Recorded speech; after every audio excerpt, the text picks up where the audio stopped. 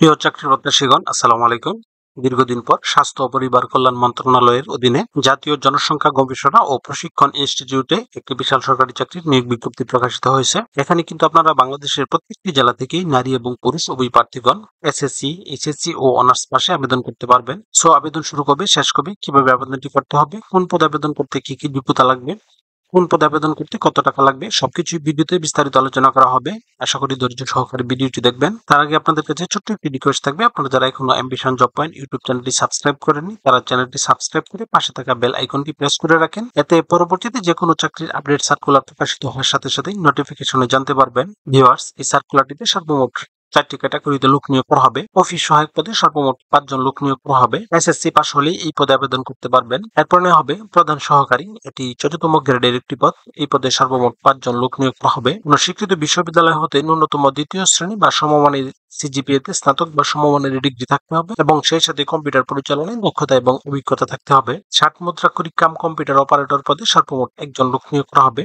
কোন স্বীকৃত বিশ্ববিদ্যালয় হতে ন্যূনতম দ্বিতীয় শ্রেণী বা সমমানের সিজিপিএ তে স্নাতক বা সমমানের ডিগ্রি থাকতে হবে। সেই সাথে কম্পিউটার ব্যবহারের দক্ষতা এবং অভিজ্ঞতা থাকতে হবে। ডাটা অ্যানালিস্ট পদে সর্বমোট 2 জন লোক নিয়োগ করা হবে।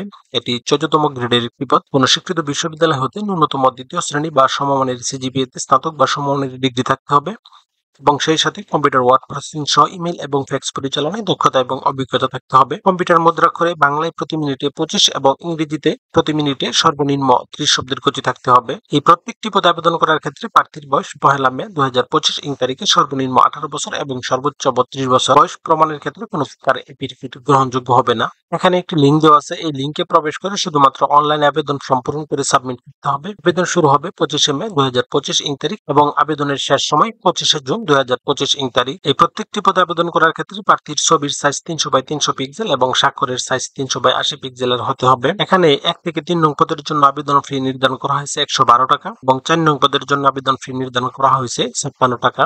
যা এখানে একটি নিয়ম দেওয়া আছে, এই নিয়ম অনুসরণ করে শুধুমাত্র টেলিটক সিমের মাধ্যমে আবেদন ফি পরিশোধ করতে হবে। ভিউয়ার্স, এরকম আরো নতুন নতুন সরকারি এবং বেসরকারি চাকরির সার্কুলার সমূহ পেতে চ্যানেলটি সাবস্ক্রাইব করে পাঠিয়ে থাকুন এবং সেই সাথে লাইক, কমেন্ট এবং শেয়ার দিয়ে রাখুন।